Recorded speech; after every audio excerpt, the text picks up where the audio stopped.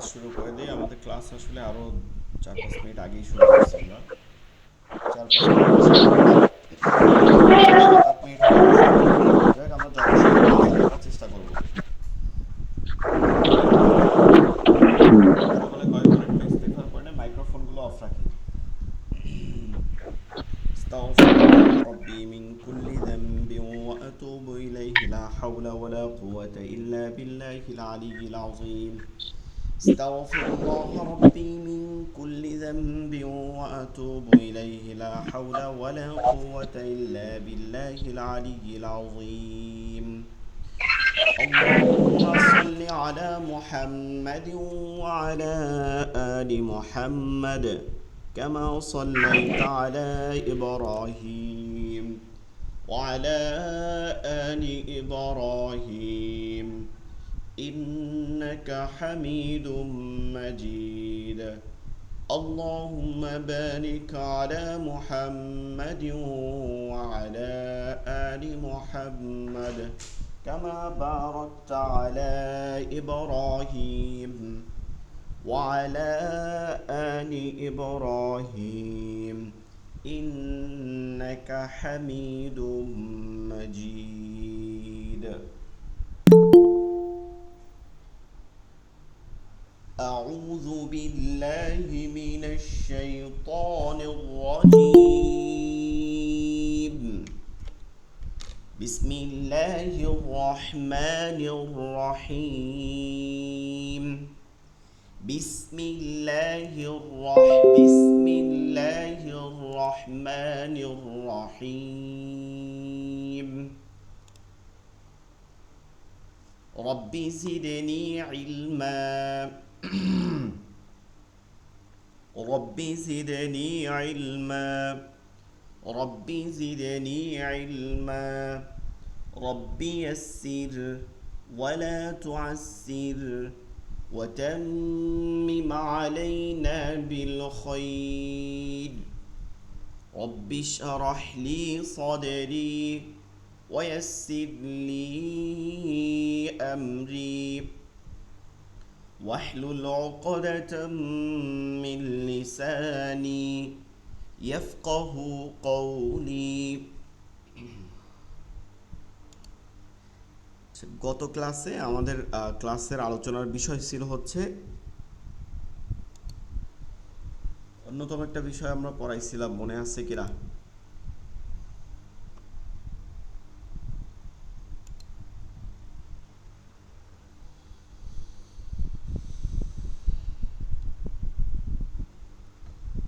গত ক্লাসে আমরা ওয়াকফের নিয়মগুলো পড়াইছিলাম। এটা কি আপনাদের কারো মনে আছে? ওয়াকফের নিয়ম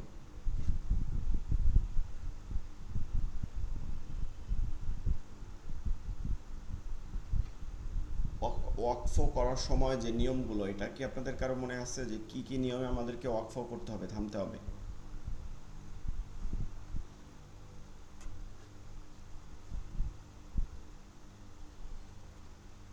কারো মনে নাই?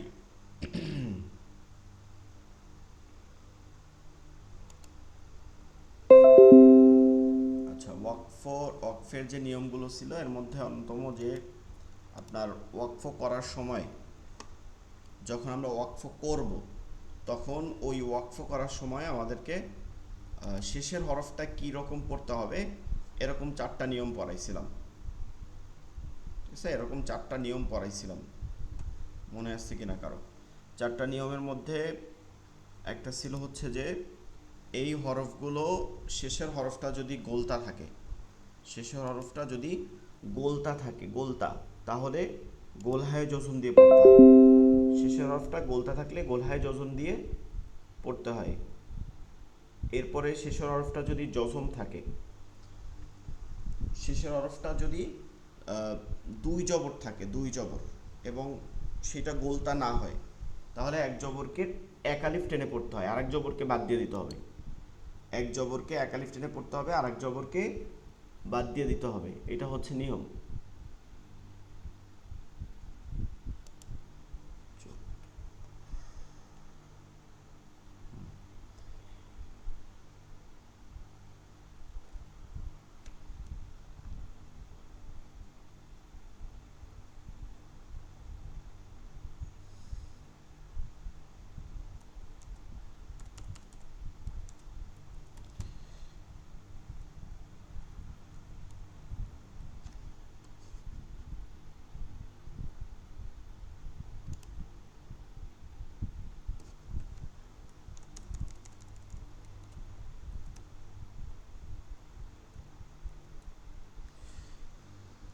গোলতা থাকলে গোলহা পড়তে হয়, গোলতা থাকলে সবসময় গোলহা পড়তে হবে। তারপর হচ্ছে দুই জবর থাকলে এক আলিফ টেনে পড়তে হবে।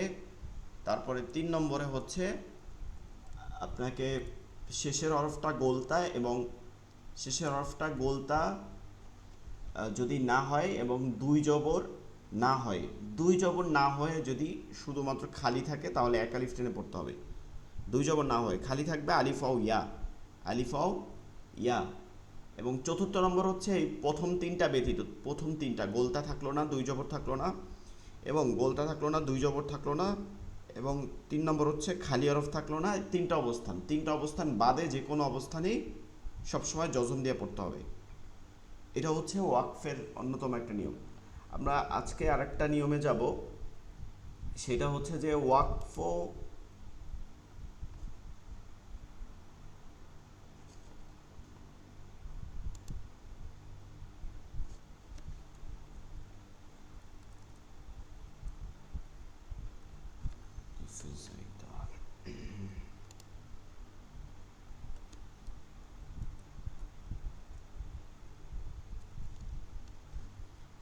কত নম্বর?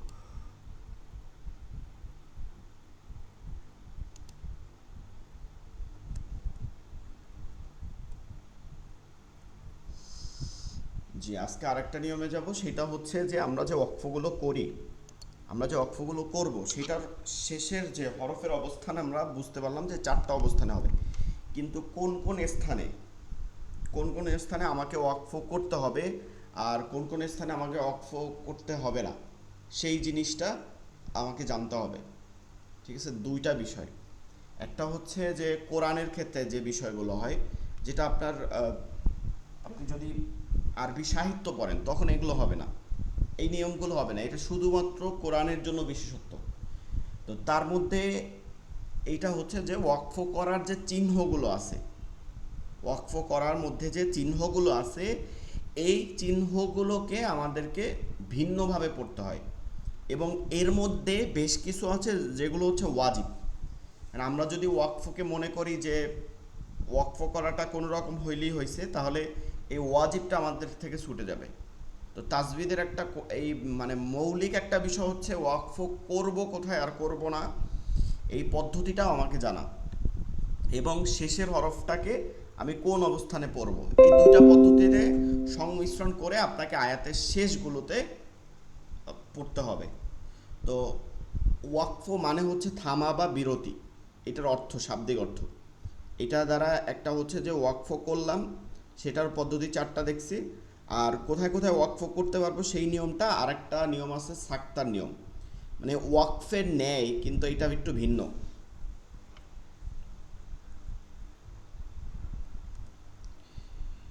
ওয়াকফুন যে শব্দটা আছে, এটা শব্দের অর্থ আমরা আগেই পড়ছি, এর জন্য এটা পড়বো না। ওয়াকফ শব্দের অর্থ হচ্ছে কি, বিরতি বা দাড়ি, যেগুলো ফুল স্টপ যেগুলো বলি এগুলো।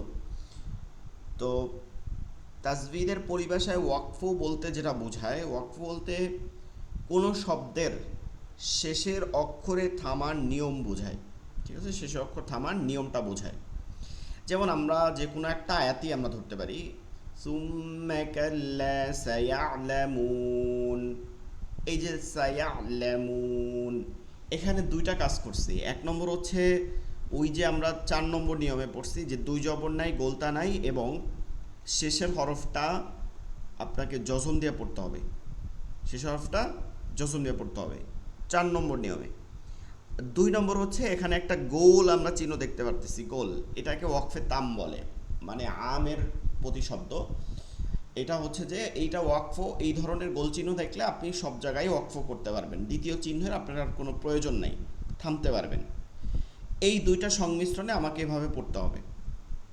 এইরকম সামনেরটা যেমন অবুরিজাতিল জাহিমু লিমান ইয়ারা। ওয়াকফ এর প্রকারভেদ, মানে ওয়াকফ এগুলো কি কি প্রকারে আমাদেরকে করতে হবে, তার মধ্যে একটা হচ্ছে ওয়াকফে লাজিম। লাজিম এই শব্দটা আরবি শব্দ, আমরা অনেক সময় শুনি, এই কথাটা শুনি যে তোমার উপরে এই কাজটা লাজিম হয়ে গেছে, এরকম আমরা বাংলায় বলি, অনেক সময় বলি না এটা তোমার উপরে লাজিম। ওই যে আমরা ওয়াজিব শব্দটা ব্যবহার করি, এটা তোমার উপরে ওয়াজিব। ওয়াজিব আর লাজিম একই শব্দ, অর্থ একই, অর্থ কি একই, একদম একই অর্থ প্রকাশ করে। তবে ওয়াজিবটা আমরা বেশিরভাগ সময় হচ্ছে আমাদের ইবাদতের ক্ষেত্রে ব্যবহার করি, যে এই এই নামাজ ওয়াজিব, এই নামাজের মধ্যে আমলগুলো ওয়াজিব। কিন্তু আরবি শব্দের মধ্যে লাজিমও একই রকম অর্থ প্রকাশ করে। তো ওয়াকফে লাজিম মানে যেটা ওয়াজিব, আমাকে এই অংশটা, এই যে ওয়াকফে লাজিমটা আছে, দেখেন আমরা অনেকে মনে করি যে তাজবিদ মানে হচ্ছে যে কিছু অংশ, যেমন তেলাওয়াতটার মধ্যে হরফটা আমি শুদ্ধভাবে পড়লাম, এইটাই হচ্ছে ওয়াকফে লাজিম। হ্যাঁ, আমরা এরকম অনেকে মনে করি যে হরফটা আমি যে পড়তেছি, এই হরফটা ঠিক মতন উচ্চারণ করলাম, তারপর গুন্নাগুলো পড়লাম, তারপরে হচ্ছে আমরা যে মাদগুলো আছে, টানগুলো আছে, এগুলো পড়লাম, এইটাই মনে হয় তাজবিদ। আসলে শুধু এইটাই তাজবিদ এটা কিন্তু বলা যাবে না, শুধু এইটা তাজবিদ বলা যাবে না। এইটার মধ্যে আরও একটা বিষয় হচ্ছে যে এইটাকে আপনার কিভাবে থামবেন, এই থামার যে শেষের অবস্থানটা কি হবে, তারপরে কোথায় থামতে হবে, সেইটা যদি ওয়াজিব হয়ে থাকে, সেই ওয়াজিবটা তরক করা, হ্যাঁ ওয়াজিবটা আপনি ছেড়ে দিলেন, ওই ওয়াজিব তরক করাও হচ্ছে আপনার জন্য তাজবিদের একদম লাহনে জালি, যেটা আপনার জন্য ভুল হবে। যেমন আপনি যদি এই অংশটায় থামা ওয়াজিব, কিন্তু আপনি নামাজের মধ্যে এটা মিলাই পড়েন, তখন এইটার যে খারাপ দিকটা আছে, খারাপ দিক হচ্ছে যে অর্থের পরিবর্তন ঘটতে পারে। আপনি যখন মিলাই পড়বেন তখন একটা অর্থের পরিবর্তন ঘটতে পারে। এরকম যদি অর্থের পরিবর্তন ঘটে, তখন এটা একটা আপনার জন্য বড় সমস্যা। অর্থের পরিবর্তন ঘটলে আপনার নামাজ হবে না, আয়াতের বিকৃতি ঘটবে, এর জন্য গুনাহ হবে। তো সেটাই বলতেছে যে ওয়াকফে লাজিম এমন ওয়াকফ যেখানে থামা ওয়াজিব, ঠিক আছে, থামা ওয়াজিব, থামতেই হবে, না থামলে কি করতে হবে, অর্থের পরিবর্তন, অনেক সময় অর্থ পরিবর্তন হবে, সব সময় হবে এমন না, তবে বেশিরভাগ সময় হয়। এটা আমাদেরকে মনে রাখতে হবে, মিমের ক্ষেত্রে, এই যে ওয়াকফে লাজিমের ক্ষেত্রে বেশিরভাগ সময় অর্থের পরিবর্তন ঘটে। ওয়াকফে লাজিমের চিহ্ন হচ্ছে মিম। আপনারা এই যে মিম চিহ্ন যেটা দেখতেছেন, মিম, এরকম আরবি যে মিম আছে এইটা, তবে এটার মধ্যে আপনাকে মনে রাখতে হবে মিম চিহ্নটা বেশি জোর পাবে হচ্ছে যখন আপনি আয়াতের মাঝে পাবেন। আয়াত হচ্ছে, আমরা যে আয়াতটাকে বুঝাই সব থেকে বেশি, গোল যে চিহ্নগুলো আছে এগুলোকে সাহাবারা বেশি আয়াত ধরছে। আয়াতের মধ্যেও মতনৈক্য আছে, আমরা অনেকে জানি না। আয়াতের মধ্যে চারটা মতনৈক্য পাওয়া যায় প্রসিদ্ধ। তার মধ্যে একটা হচ্ছে মা আয়েশা সিদ্দিকা রাদিয়াল্লাহু তাআলা আনহু, আরেকটা হচ্ছে উসমান রাদিয়াল্লাহু তাআলা আনহু আবু হুরায়রা রাদিয়াল্লাহু তাআলা আনহু থেকে। তো এর মধ্যে অন্যতম হচ্ছে প্রসিদ্ধ মা আয়েশা সিদ্দিকা রাদিয়াল্লাহু তাআলা আনহা।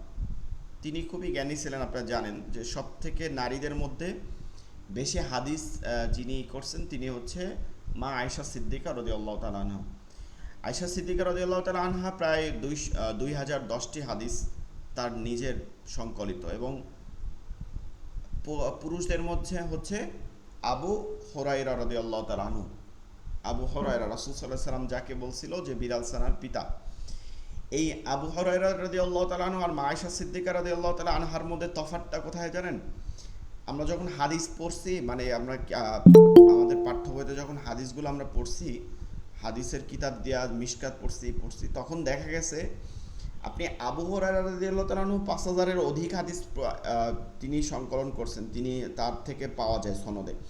কিন্তু আবু হুরায়রা রাদিয়াল্লাহু তাআলা আনহুর হাদিস হচ্ছে অনেক সহজ, অন্যান্য বর্ণনাকারীদের থেকে, রাবীদের থেকে আবু হুরায়রা রাদিয়াল্লাহু তাআলা আনহুর হাদিস অনেক সহজ, পড়া সহজ, তার ভাষা সহজ। কিন্তু মা আয়েশা সিদ্দিকা রাদিয়াল্লাহু তাআলা আনহার হাদিসগুলো খুবই কঠিন, এবং হাদিসগুলো বিশাল বিশাল, 3, 4, 5 পৃষ্ঠা করে এক একটা হাদিস। ছোট হাদিসও আছে, তবে তার শব্দগত এবং এগুলো অনেক জ্ঞানের মানে সমৃদ্ধ। তো মা আয়েশা সিদ্দিকা রাদিয়াল্লাহু তাআলা বলছেন যে, রাদিয়াল্লাহু তাআলা আনহা বলছেন যে হাদিস মানে আয়াত হচ্ছে 6666। তিনি এই যে মিম চিহ্ন যেগুলো আছে, এই ত চিহ্ন যেগুলো আছে, এগুলোকে তিনি মানে আয়াত হিসাবে গণনা করছেন, ঠিক আছে। আবার অন্য সাহাবাদের ক্ষেত্রে যেমন 6236, 6250, ওসমান রাদিয়াল্লাহু তাআলা, আবু হুরায়রা রাদিয়াল্লাহু তাআলা, এদের বর্ণনা মতে এরকম পাওয়া যায়।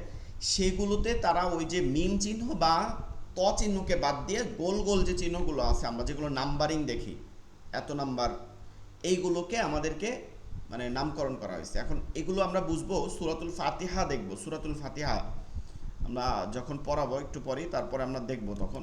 সূরাতুল ফাতিহার মধ্যে, সূরা ফাতিহার মধ্যে আপনি গোল চিহ্ন দ্বারা আয়াত গণনা করলে আপনি 6টা আয়াত পাবেন।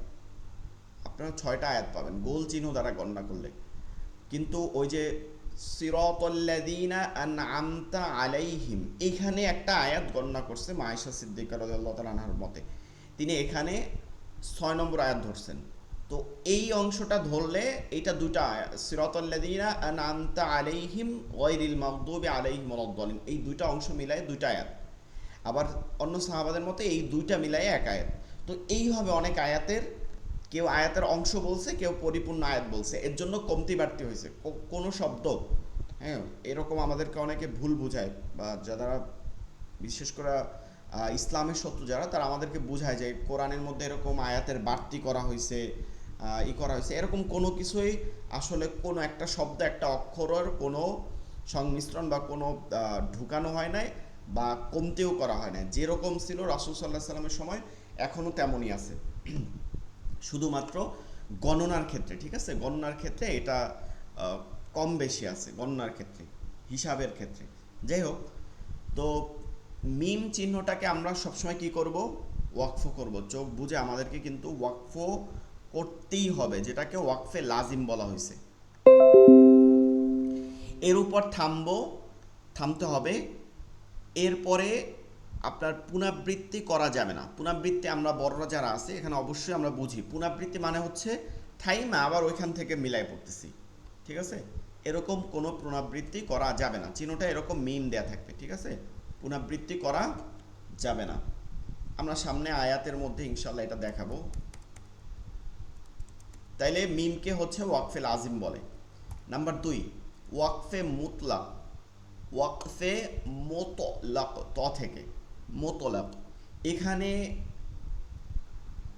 এখানে কি থামা উত্তম, মনে রাখতে হবে। এটা মিমের মতনই রাখে, তবে এইটার ক্ষেত্রে তফাৎটা হচ্ছে এইটা যে এই ওয়াকফে মুতলাকের চিহ্ন ত, 1 নম্বর তফাৎ হচ্ছে ওয়াকফে মুতলাকের চিহ্ন ত, আর 2 নম্বর হচ্ছে এর উপর থেমে পড়া উত্তম এবং পুনরাবৃত্তি করবে না। আরেকটা বিষয় হচ্ছে যে ওয়াকফে মুতলাক আর ওয়াকফে লাজিমের মধ্যে তফাৎ, যে ওয়াকফে লাজিমের ক্ষেত্রে অর্থের পরিবর্তন ঘটার সম্ভাবনা আছে মিলাই পড়লে, কিন্তু ওয়াকফে মুতলাকের মধ্যে এই ধরনের কোনো সম্ভাবনা থাকে না, ঠিক আছে। এর জন্য আপনারা যদি কেউ মিলাইয়া পড়েন কখনোই এইটা মারাত্মক ভুল হবে না, তবে থামা উত্তম। এই ক্ষেত্রে থামা উত্তম, থেমে পড়তেন, এই ক্ষেত্রে থামা উত্তম। মনে রাখতে হবে ত চিহ্নটা হচ্ছে কি ত, এটাকে ওয়াকফে মুতলাক বলে। তাইলে আমরা ওই মনে রাখতে পারবো না যে ওয়াকফে লাজিম কোনটা, মুতলাক কোনটা, এত মনে রাখতে পারবো না। তবে আমরা এইভাবে নিতে পারবো যে মিমকেও থামবো, তকেও থামবো, এইভাবে আমরা ধরবো। মিমকেও থামবো, ত যেহেতু উত্তম এটাকে আমরা থামবো, দুইটাই থামবো, মিমেও থামবো, ততেও থামবো। আর 2 নম্বর, আমরা যেহেতু দেখে পড়বো, আমরা তো মুখস্থ করবো না, দেখে পড়বো আয়াতগুলো, তো আমাদের কিন্তু পড়তে দেরি লাগবে। যারা দেখে পড়ি, আমরা যারা মুখস্থ করি, আমরা কিন্তু 4, 5, 6 আয়াত একবারে পড়ে নিতে পারি। কারণ কি, ওই একটার পর একটা কোন শব্দ আসবে, কোনখানে টান আছে, এগুলো আমাদের মাথায় আছে। কিন্তু যে দেখে পড়তেছে তার কিন্তু দেখে দেখে সামনে আগাই পড়তে হচ্ছে, তার কিন্তু আপনাদের কিন্তু সময় লাগবে। হ্যাঁ, একটা আয়াতের শেষ পর্যন্ত যাইতে আপনার কিন্তু কি লাগবে, সময় লাগবে, কিন্তু ধীরে ধীরে আপনি পড়বেন। তো তখন দেখা গেছে যে আপনার শ্বাস কিন্তু শেষ হয়ে আসবে। তো আপনি কি করবেন, যেখানেই থামার ওয়াকফের সুযোগ দেখবেন। আর এইটা আপনাকে সহি পড়ার আর একটা মাধ্যম হচ্ছে, যারা দেখে পড়ে, নাজরানা পড়ে, তাদের জন্য ছোট ছোট করে আয়াত পড়া, এটা কিন্তু সব থেকে মানে গুরুত্বপূর্ণ একটা বিষয়। অনেক বড় না করে আপনার যেখানে আপনি থামতে পারবেন, আপনার জন্য থামা জায়েজ আছে, আপনি ওই সুযোগটা নেবেন। নিলে কি হবে, আপনার পড়াটা শুদ্ধ হবে।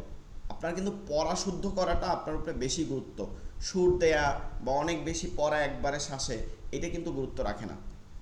এর জন্য আপনারা সুযোগ পাইলেই থামবেন, যেখানে আপনার থামার জায়গা আছে সেখানে আপনি থামবেন। তাহলে মিমেও থামবো আমরা ওয়াজিব, ততেও থামবো যেটা উত্তম, তবে ততেও আমরা থামবো, মিমের মতন করে আমরা থামবো। তাহলে ত আর মিমকে কি করব, থামবো। এরপরে 3 নম্বর যে চিহ্নটা আছে এটা হচ্ছে জিম। ওয়াকফে যা যা জিম থেকে জাইজা, ওয়াকফে জাইজা, এখানে থামা না থামা উভয়টি উত্তম। থামা না থামা উভয়টি উত্তম বলা যায়, জায়েজ বলা যায়, যেটা বলেন। মানে এখানে আপনি চাইলেও থামতে পারবেন। এই আয়াত, এই জিম চিহ্নকে কেউ আয়াত হিসাবে ধরে না, ঠিক আছে? তো এখানে এই যে ওয়াকফে জায়েজ, এর চিহ্ন হচ্ছে জিম, এর উপর থামবো, ঠিক আছে? এর ওপর থামা না থামা উভয়টি উত্তম। তবে আমরা করব কি, আমাদের কাজ কি, আমাদের কাজ হচ্ছে থামা। আপনাকে যেখানে সুযোগ দিছে আপনি থামবেন, আপনার উপর তো জায়েজ, আপনি থামবেন। এবং এইখানে থেমে গেলে পুনরাবৃত্তি করব না। আমাদেরকে মনে রাখতে হবে যেগুলো থামা আপনার জন্য জায়েজ আছে, উত্তম আছে, এগুলো আর পুনরাবৃত্তি করব না। পুনরাবৃত্তি মানে হচ্ছে থাইমা আবার মিলাই পড়তেছি, তার মানে আপনি তো এখানে উত্তম জিনিসটাকে আর করতেছেন না, তাহলে তো আপনার থামার দরকার ছিল না। তো পুনরাবৃত্তি করব না, এই চিহ্নটা হচ্ছে জিম। এইভাবে আয়াতের উপরে জিম চিহ্ন থাকবে। এরপরে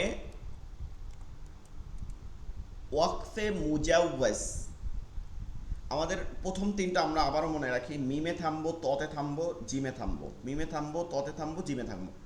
এরপর থেকে আবার ঘুরবে ওয়াকফে মুজাওয়াজ। ওয়াকফে মুজাওয়াজ, এখানে থামা, মানে থামা তো জায়েজ আছে, থামা কি আছে, জায়েজ আছে, তবে মিলিয়ে পড়া উত্তম, ঠিক আছে? মিলিয়ে পড়া উত্তম। এই ক্ষেত্রে আপনাকে মিলায় পড়াটাই কি উত্তম। বিশেষ করে মুখস্থ আয়াতগুলোকে আপনারা থামবেন না কোনোভাবে। ওয়াকফে মুজাওয়াজ এর চিহ্ন হচ্ছে যা, ঠিক আছে? ওয়াকফে মুজাওয়াজ এর চিহ্ন হচ্ছে যা, যা র এর পর যে যা আছে, এই চিহ্ন যদি দেখেন যে আয়াতের মাঝখানে হয়, আয়াতের মাঝখানে হয়, মানে কোনো গোল চিহ্ন ছাড়াই, তবে এইখানে আপনার কি করবেন, আয়াতের মাঝখানে হলে তবে এর উপর আপনি থামবেন। থামলে পুনরাবৃত্তি করা মানে জরুরি। এই যে থামলে পুনরাবৃত্তি করা জরুরি, এইটা আপনার আসলে অতটা গুরুত্ব না। আপনি চাইলে থামবেন, মানে না থামাটা উত্তম। যদি থামেন তাহলে পুনরাবৃত্তি করার চেষ্টা করবেন। যদি দেখেন যে দুই দিকের আয়াত আপনি পুনরাবৃত্তি করতে পারতেছেন না, তাহলে সমস্যা নাই, যেহেতু এটা জায়েজ আছে, মনে রাখতে হবে। আর তা আয়াতের শেষ হলে, আয়াতের শেষ হইলে ওইখানে আর আপনাকে পুনরাবৃত্তি করতে হবে না। তবে আয়াতের শেষে যে কোনো চিহ্নের ক্ষেত্রে পুনরাবৃত্তি করার প্রয়োজন নাই। তাহলে আমরা জায়ের ক্ষেত্রে বেশিরভাগ সময় একটা জিনিস চিন্তা করো, ধরেন আপনি পড়তেছেন, দেখবেন যে এক শব্দ দ্বারা একটা আয়াত হয়, যা ধরলে এক শব্দ দ্বারা একটা ওয়াকফের চিহ্ন হয়। তো আপনি যদি এক শব্দ দুই শব্দ হয় তখন আপনি মিলাই পড়ে যাবেন। আর যদি বড় দেখেন তাহলে যেহেতু জায়েজ আছে, আপনি ওখানে কি করবেন, থামবেন।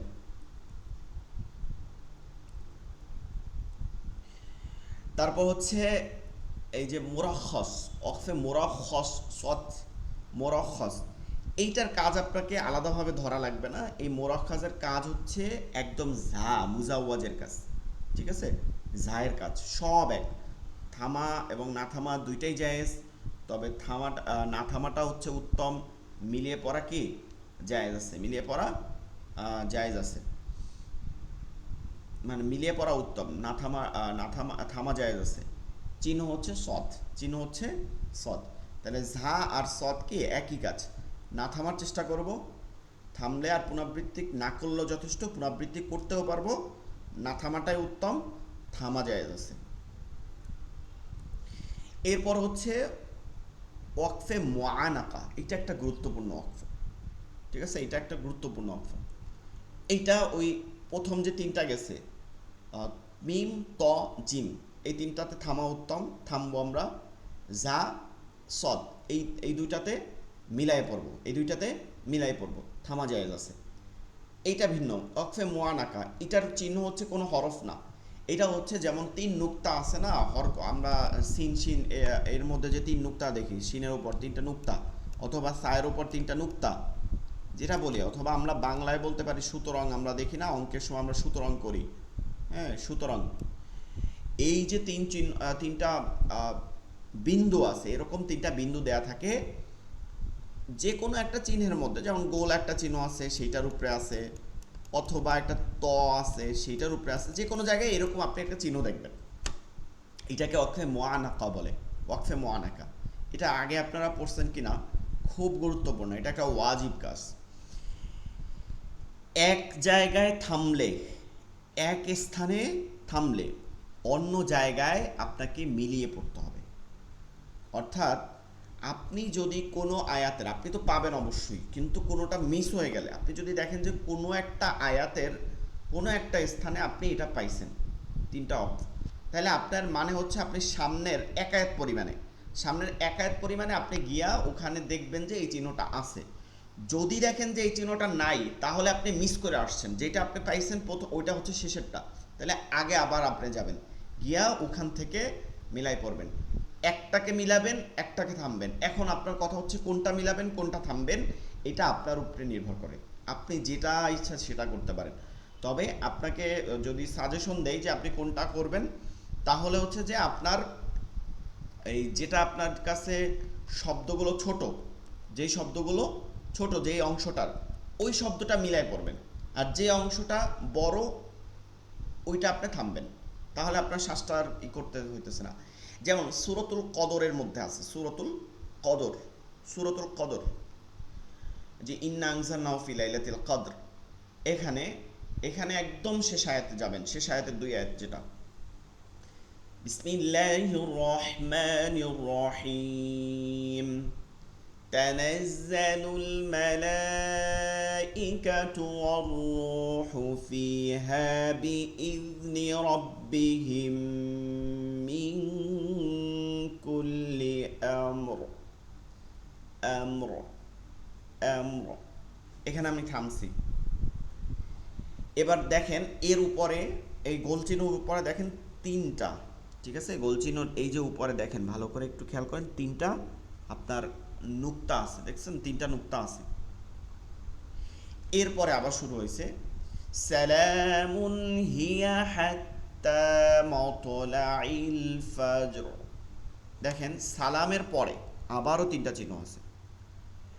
এই যে বললাম 2 আয়াতের মাঝে আপনি পাবেন, যে কোনো 2 আয়াতের মাঝে। এখন এইখানে আমি আমরে থামছি, সালামে মিলাই পড়ছি। এখন আপনাকে এটা আপনি চাইলে ভিন্নভাবেও পড়তে পারেন, ঘুরাই পড়তে পারেন। সেটা হচ্ছে যে তানাজ্জালুল মালাইকাতু ওয়ার রূহু ফিহা বিইذনি রাব্বিহিম মিন কুল্লি আমরিন সালাম হিয়া হাত্তা মাতলাইল ফাজর। এখানে আপনি আইসা সালামে থামতে পারতেছেন। তো এই যে জিনিসটা, এটা আপনি একটা থামবেন আর একটা মিলাবেন, যেটা আপনার উপরে এখতিয়ার, যেটা আপনার ইচ্ছা হয়, এখতিয়ার মুক্ত। তবে যেমন আমি যেমন বেশি কাজ করি যে এখানে সালামে মিলাই, কারণ কি সালামটা শুনতেও ভাল লাগে না।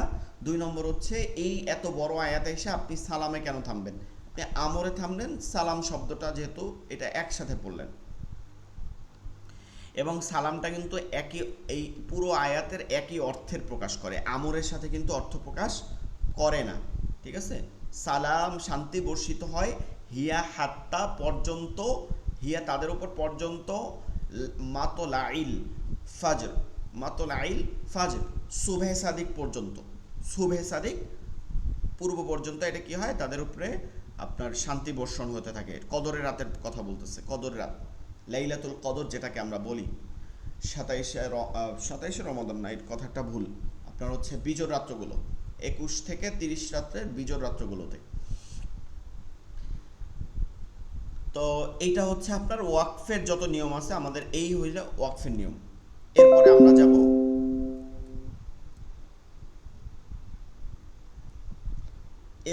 যেটা যাব সেটা হচ্ছে ওয়াকফ না করার নিয়ম।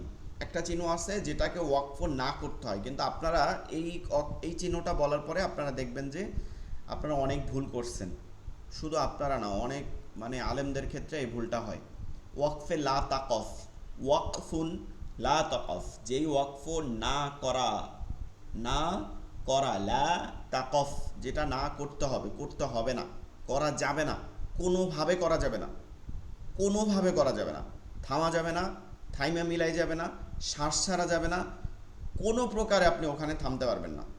আপনি বলতে পারেন যে যদি হুজুর নাই থামা হয়, মানে থামা যদি নাই জায়েজ হয়, তাহলে এই চিহ্নটা কেন দিবে, এই চিহ্নটা কেন দিবে? ধরেন আপনারা এরকম দেখছেন কিনা, একটা রাস্তার মধ্যে কাজ চলতেছে অথবা একটা মানে গর্ত হয়ে গেছে, এক জায়গা দিয়ে ভাঙা আছে, হ্যাঁ, ওইখানে আপনার কি দেয়া থাকে, লাল একটা, অনেক সময় ওই যে দিয়ে দেয় আপনাকে, পতাকা দিয়ে দেয়, মানে কাপড় দিয়ে লাল চিহ্ন দিয়ে দেওয়া, যে এইখানটায় আপনাকে সতর্কতার সহিত যাইতে হবে, এই পাশটা থেকে আপনি যাইতে পারবেন না, গেলে আপনার কি হবে, আপনি অ্যাক্সিডেন্ট করবেন। ওই লাম আলিফ একটা চিহ্ন আছে, এইটা দেখবেন। এখন আপনি খেয়াল করেন, আপনি লাম আলিফ কিন্তু সারা জীবন থামছেন, খেয়াল করেন অনেকেই থামছেন লাম আলিফ। লাম আলিফ যদি চিহ্নটা দেখেন, লাম আলিফ, লাম আলিফ, আপনারা এটা চিনেন এই হরফটা, লাম আলিফ, এইটা যদি কোথাও দেখেন তাহলে আমাকে মনে রাখতে হবে যে এই চিহ্নটা দেয়া হয়েছে যে এইখানটা একটা গর্ত আছে, এইখানটায় যদি আমি শ্বাস ছাড়ি, এইখানটায় যদি আমি কোনোভাবে থামি, তাহলে সাথে সাথে এই যে মানে এই বাক্যটা, আয়াত তো একটা বাক্য, এই বাক্যটার যে অর্থ ছিল এই অর্থটা ভিন্ন হয়ে যাবে, আলাদা হয়ে যাবে, পৃথক হয়ে যাবে, ঠিক আছে, অর্থটা ভিন্ন। আমি এটা দেখাইতেছি আপনাকে, অর্থ সহকারে আপনাকে এখানে দেখাবো।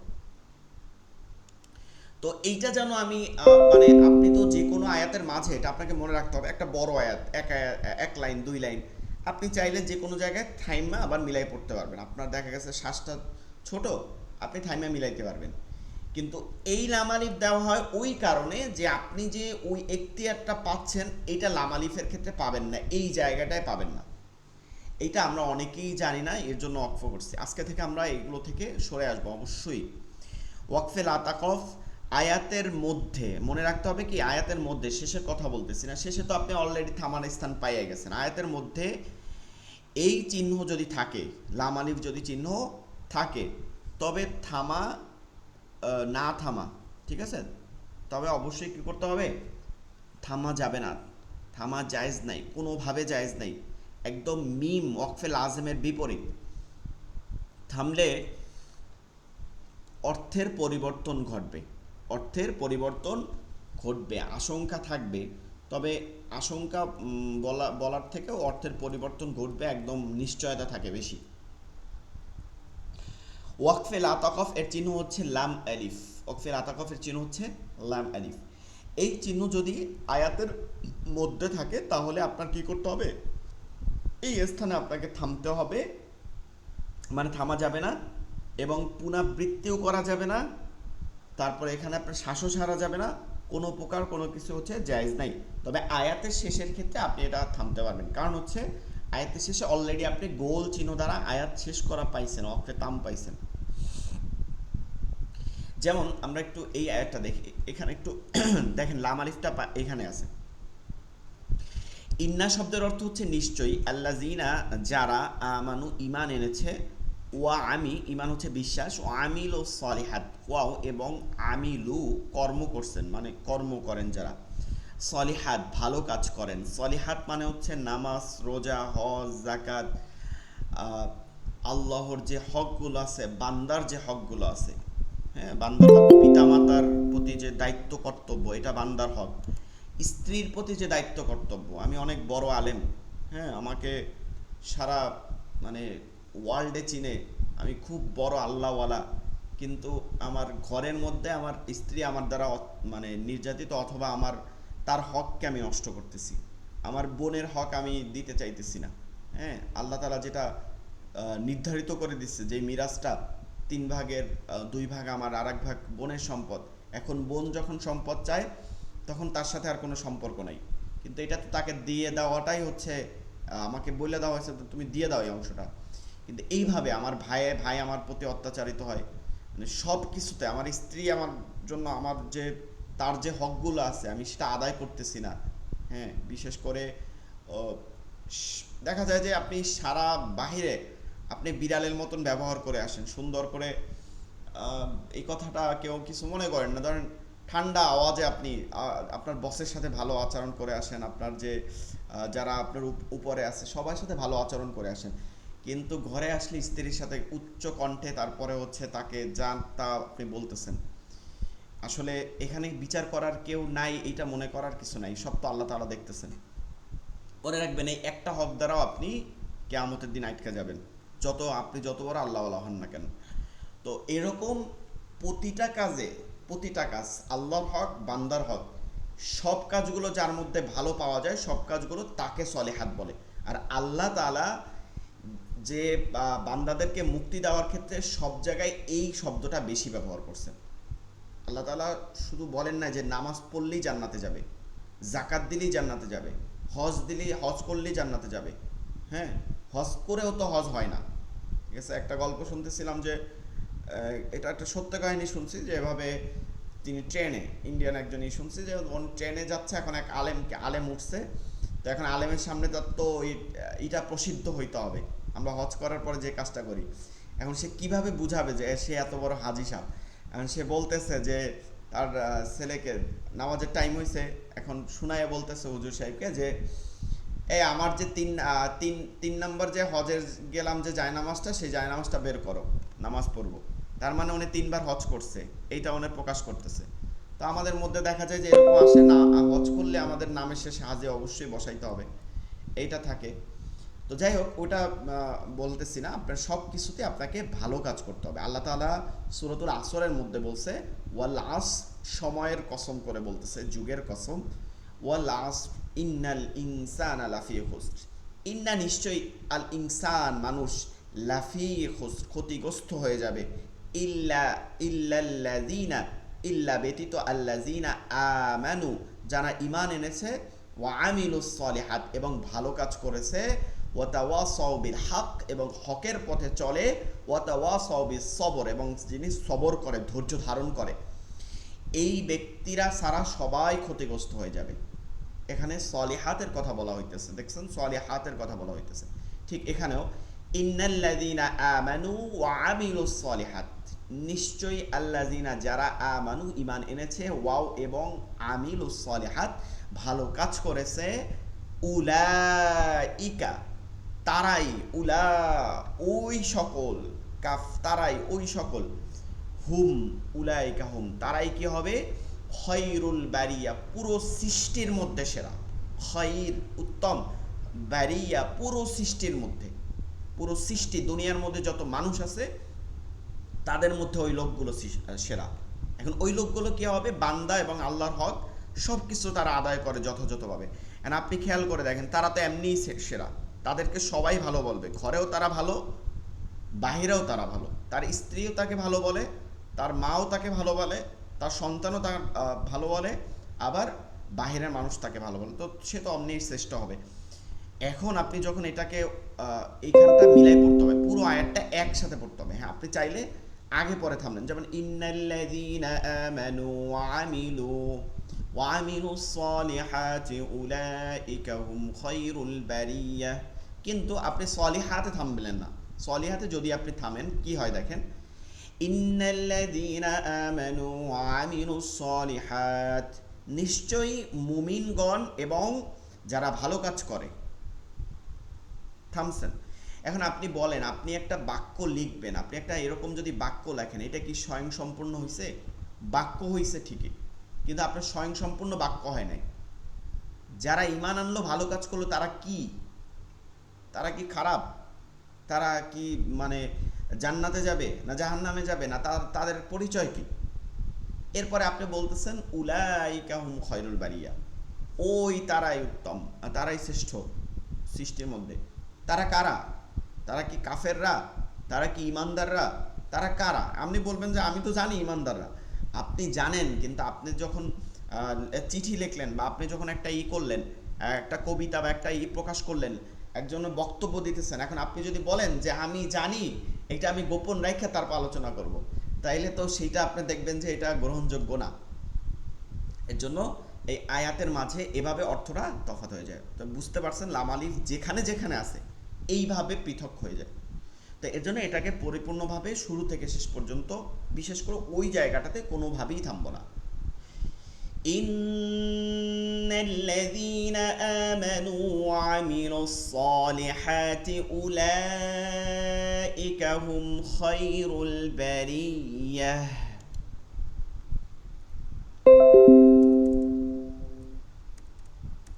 এরপরে সাক্তা এর বিবরণ, ওয়াকফ শেষ এখানেই।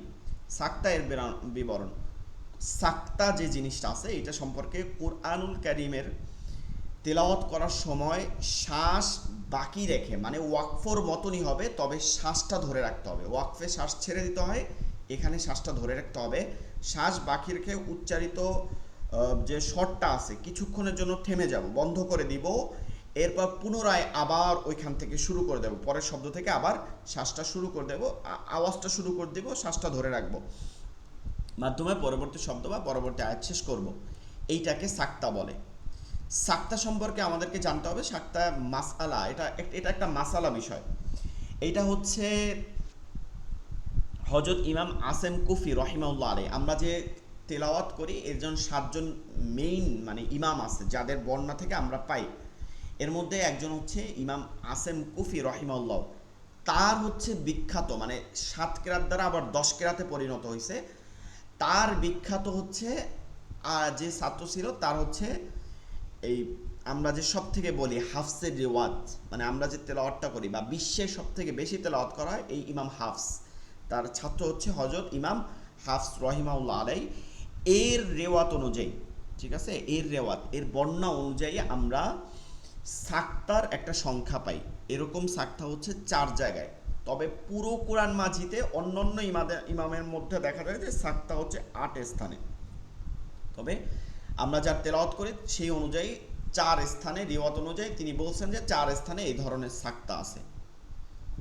তো এই ধরনের সাক্তা, এই যে 4টা স্থান আপনাদেরকে এখানে দেয়া আছে, আপনারা চাইলে ভিডিওটা পোজ করে আপনারা ওখান থেকে লিখে নিতে পারেন, অথবা আপনারা এগুলো না লিখলেও হবে, জাস্ট দেখে পড়ার সময় আপনাদের খেয়াল রাখতে হবে। 1 নম্বর হচ্ছে সূরাতুল কাহফের মধ্যে, সূরাতুল কাহফের প্রথম আয়াতের মধ্যে ইওয়াজা এই শব্দে, ইওয়াজা, এরপরে আয়াতের শেষে দেখবেন সাক্তা, চিহ্নটা হচ্ছে সাক্তা, সা কাফ তা তা, সাক্তা, সাক্তা। এখানে কি করতে হবে? ইওয়াজা কয়িমা, মানে আপনি থামবেন কিন্তু শ্বাস না ছাইরা পরবর্তী শব্দ থেকে মেলায় পড়বেন। পরবর্তীটা হচ্ছে আপনার 22 পারা না 23 নম্বর পারা সূরাত ইয়াসিনের মধ্যে, সূরাত ইয়াসিনের মধ্যে আছে মিম মারকাদিনা হাযা মা ওয়াদার রহমান, এই যে কদিনা হাযা, এখানে আপনি শ্বাসটাকে ধরে রাখতে হবে। 3 নম্বর হচ্ছে সূরাতুল কিয়ামা, কিয়ামার মধ্যে 29 নম্বর পারা মান রাক, এই যে মানের এখানে আপনাকে ওয়াকফ করতে হবে, মান রাক। আসসালামু আলাইকুম ওয়ালাইকুম রহমতুল্লাহ। আসসালাম ওয়া রাহমাতুল্লাহ। হুজুর, আমি মানে এটা শুনেছি যে হাদা মা ওয়াদা রহমান কি ওই সূরা ইয়াসিনের যে ছাতাটা ওখানে দম ছেড়ে দিতে হয় তো কেন? ওয়াকিল আজিমের চিহ্ন চিহ্ন আছে। না না না, এই ওয়াকফিল আজিম এইখানে না। ইয়াসিন, সূরা ইয়াসিনের মধ্যে ওয়াকফিল আজিম এক জায়গা আছে, সেটা এখানে না, সেটা আরো উপরে, আরো কয়েক আয়াত উপরে। ঠিক আছে, আপনাকে ইয়াসিন সূরার মধ্যে আমি দেখাবো, দাঁড়ান। এইখানে নাই, বুঝছেন, এই স্থানটায় নেই। আচ্ছা, তারপরে হচ্ছে 30 নাম্বার পারা, 30 নাম্বার পারা সূরাতুল, 30 নাম্বার পারা সূরাতুল মুতাফফিফিনের মধ্যে, মুতাফফিফিন আপনারা চাইলে মুতাফফিফিনটা একটু অর্থ সহকারে পড়তে পারেন। আমাদের মৃত্যুর পর থেকে হাসর পর্যন্ত যে অবস্থানটা আছে বারজাখুল আলম, সেই সম্পর্কে বিস্তারিত আলোচনা আছে এখানে। আচ্ছা, এইখানেও ও যে বাল বাল স্থানে এইখানটা আপনাকে ওয়াকফ করতে হবে, মানে ওয়াকফ বলতে সাক্তা করতে হবে। বেল রানা, বেল রানা, এইভাবে। এই হচ্ছে আপনাদের টোটাল আলোচনা, এই হচ্ছে ওয়াকফ। এবং আপনাদের এই যে আলোচনাটা আছে এর মধ্যে বুঝতে কারো সমস্যা আছে?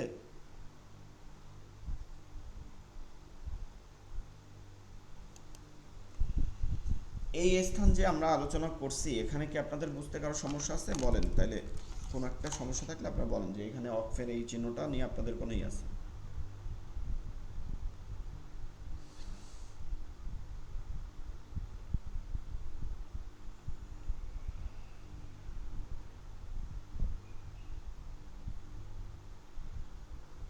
আচ্ছা, আমাদের যদি ই না থাকে আমরা নেক্সট পড়ায় চলে যাব।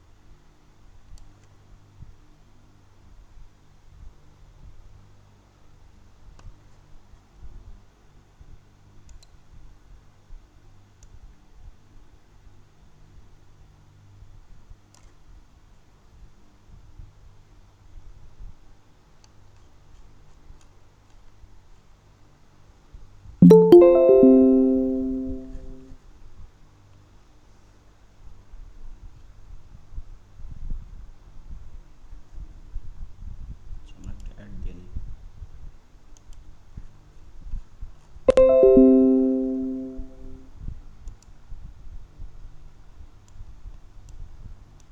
সবাই একটু ক্লাসের শুরু থেকে থাকার চেষ্টা করবেন, ঠিক আছে? আমরা যেহেতু ক্লাসের শুরু থেকে আলোচনা করে থাকি, ক্লাসের শুরু থেকে থাকার চেষ্টা করবেন।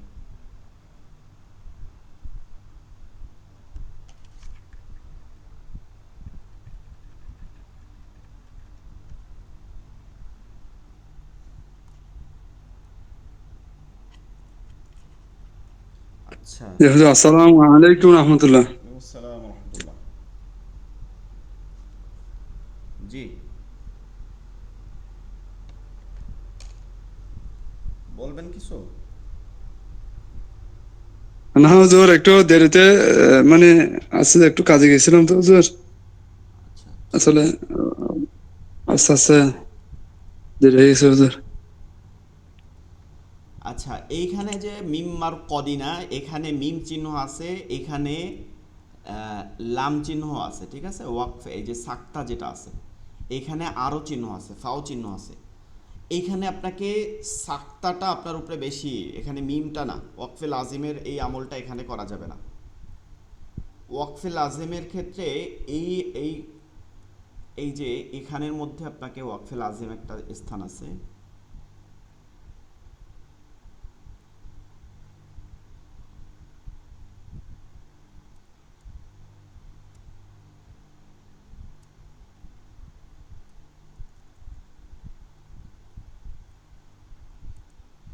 আচ্ছা মিম চিহ্ন এখানে একটা আছে। আপনাকে এই যে যেখানে ওয়াকফে লাজেমে শুধু মিম পাওয়া যাবে সেই ক্ষেত্রে, এবং অন্য অন্য হরফ যেমন হচ্ছে যে আপনাকে জিম বা অন্য অন্য যে চিহ্নগুলো আছে এইটার সাথে যদি আপনি পান, তখন আপনাকে ওয়াকফে লাজেমকে আপনাকে ওয়াকফ করতে হবে। কিন্তু মনে রাখতে হবে সাক্তার ক্ষেত্রে এই আমলটা যাবে না। এখন আপনি যদি বলেন যে সাক্তার ক্ষেত্রে ই করতে হবে, মানে মিমটাকে, এই যেমন এইখানে যে মিমটা আছে এটা ওয়াকফে লাজিম হবে সূরা ইয়াসিনের মধ্যেই।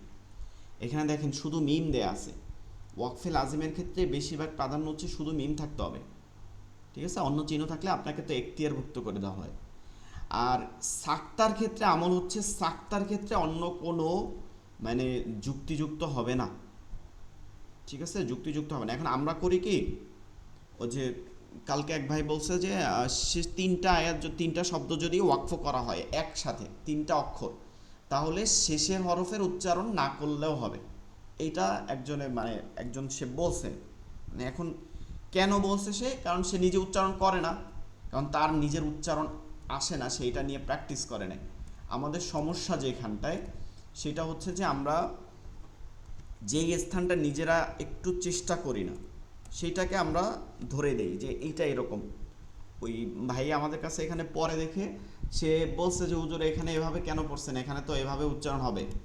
এখন সে বলছে যে না, যেখানে দুইটা এভাবে আছে সেখানে চাইলে এক হরফ উচ্চারণ করলেই হবে, কিন্তু একটা শব্দের মূল গঠন যে তিনটা হরফ ছিল সেখান থেকে সে একটা হরফ বাদ দিয়ে তারপর উচ্চারণের কথা বলতেছে। যাই হোক, এভাবে আমরা সাকটা এখানে করব, সাকটা করাটাই হচ্ছে আমাদের জন্য উত্তম। সূরাতুল কাউসার, সূরাতুল কাউসার, এই যে সূরাতুল কাউসার যেটা আছে, এটা কোরআনের মধ্যে সর্বকনিষ্ঠ সূরা, সব থেকে ছোট সূরা। এবং নামাজের এক রাকাতে কত পরিমাণে সূরা ফাতিহার পরে কিরাত পড়তে হবে, এইটার সর্বনিম্ন যে এটা আছে সেটা হচ্ছে সূরাতুল কাউসার। 3টা আয়াত পরিমাণে, 1 লাইন পরিমাণে, 3 আয়াত না হইলেও 1 লাইন পরিমাণে, এভাবে 1 লাইন হইলে হবে, বা এইটা যে পরিমাণে শব্দ আছে এই পরিমাণ শব্দ থাকতে হবে কমসে কম। মানে আপনি এর থেকে বেশি পড়লে সমস্যা নেই, কিন্তু কমসে কম। তো সূরাতুল কাউসার, এই সূরার নাম দেওয়া হয়েছে আল কাউসার শব্দ দ্বারা। কাউসার শব্দের অর্থ আপনারা এটা হুজুর স্ক্রিনটা অফ আছে, স্ক্রিনটা অফ আছে, আমি দেখতে পাচ্ছি না।